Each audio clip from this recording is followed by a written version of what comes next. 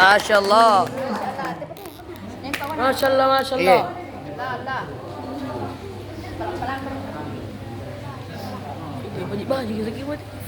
Videoan. Sebelum membaca Afifah, boleh nggak Afifah berpantun? Boleh. Boleh. Jalan-jalan ke kota Banjar, menginjak ranting yang berduri. Asik. Jika engkau rajin belajar, kelak bisa mengerti untuk negeri. Assalamualaikum warahmatullahi wabarakatuh. Waalaikumsalam warahmatullahi wabarakatuh. Hamdan wa syukran lillah, wassalatu wassalamu ala asrofil anbiya'i wal mursalin, wa ala alihi wa sahbihi ajma'in. Amma ba'd. Yang terhormat Dewan Hakim yang arif dan bijaksana dalam mengambil keputusan. Hadirin yang berkuliah begitu gagahnya, dan yang berhikmat begitu anggunnya. Allah. Para teman-temanku peserta lomba yang sama-sama dimuliakan oleh Allah Subhanahu wa Ta'ala. Yang pertama-tama dan yang paling utama, marilah kita panjatkan puji syukur kehadirat Allah Subhanahu wa Ta'ala. Dialah zat yang menciptakan dualisme kehidupan, yang mana tidak akan datang satu jika tak ada bedanya, sehingga terciptalah bumi dan langit, siang dan malam, laki-laki dan perempuan, si cantik dan si berrupa, sehingga sempurna kehidupan manusia di muka bumi. Yang kedua, salam berbingkai salawat kita kirimkan kepada Nabi kita Muhammad sallallahu alaihi wasallam. Allahumma salli wa sallim wa barik alaih. Wahadi Aminah putra Abdullah, kekasih Allah yang berpangkat Habibullah, yang telah melayani kita dari mentari jahiliyah sampai kita berada dalam naungan Islam yang penuh dengan kesejukan ini. Terima kasih kepada protokol yang sudah mempersilahkan saya dan izinkan saya membawakan sebuah ceramah yang berjudul Berbakti untuk Negeri. Ada satu nyanyian yang masuk dari para kalangan pelajar yang berjudul Bagimu Negeri. Apakah teman-teman ada yang hafal nyanyian ini? Hafal. Ada yang hafal? Ayo dong kita bernyanyi bersama-sama. Ya. Padamu Negeri kami berbagi, padamu negeri kami berbakti, padamu negeri kami berbakti, bagimu negeri jiwa raga kami. hadirin wal hadirat yang sama-sama dimuliakan oleh Allah Subhanahu wa Ta'ala. Mengabdi untuk negeri terdapat di dalam ikrar santri yang poin ke-7 yang berjudul Mengabdi untuk negeri dan bermanfaat bagi umat. Tahukah teman-teman, mengabdi untuk negeri sangat penting, sebagaimana hadis Rasulullah yang berbunyi, hubbul watani minal iman, cinta tanah air sebagian dari iman. Apakah cinta tanah air bisa disambungkan dengan iman? Jawabannya adalah bukan masalah cinta kita terhadap negeri, tetapi lebih pada tanggung jawab kita terhadap negeri dan ketaatan kita terhadap pemimpin. Sebagaimana firman Allah dalam surah An-Nisa ayat 59 yang berbunyi, A'udzu billahi minasyaitonir rajim. Bismillahirrahmanirrahim. Ya ayyuhalladzina amanu atiiullaha wa atiiur rasul wa atiiur rasul wa ulil amri minkum, yang artinya wahai orang-orang yang beriman, taatilah Allah dan taatilah Rasul-Nya dan pemimpin di antara kamu. Ada 3 pengabdian yang sangat penting kita laksanakan, yaitu yang pertama, mengabdi kepada Allah Subhanahu wa Ta'ala dengan cara melaksanakan semua perintahnya dan menjauhi semua larangannya, sebagaimana hadis Rasulullah yang berbunyi, wa ma khalaqatul jinna wal insa illa liya'budun. Tidaklah aku ciptakan jin dan manusia melainkan untuk menyembahku. Contohnya, yang pertama harus rajin sholat.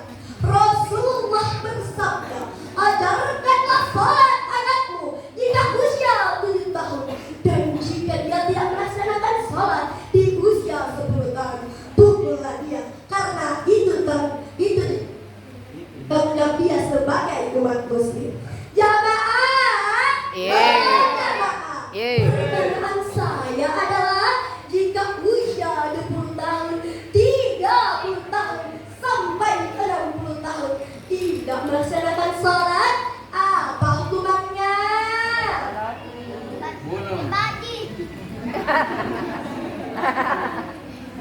Apa? Teman-teman, ada yang pernah dipukul oleh kedua orang tuanya karena tidak melaksanakan sholat? Ada. Alhamdulillah. Dan jika tidak pernah, jangan-jangan orang tua kita juga tidak pernah melaksanakan sholat. Nauzubillah ini. Yang kedua, menutup aurat. Janganlah kita mengikuti jejaknya orang-orang barat yang pakaiannya tidak tertutup, semaunya saja. Nah, kadang kata baju celana hoki, baju taletok panjai, nah bagi bajunya andina, nah sari manis seke, nah besentan rapi nau, nah besentan rapi nai, kacinikan kacina, nah Zalik.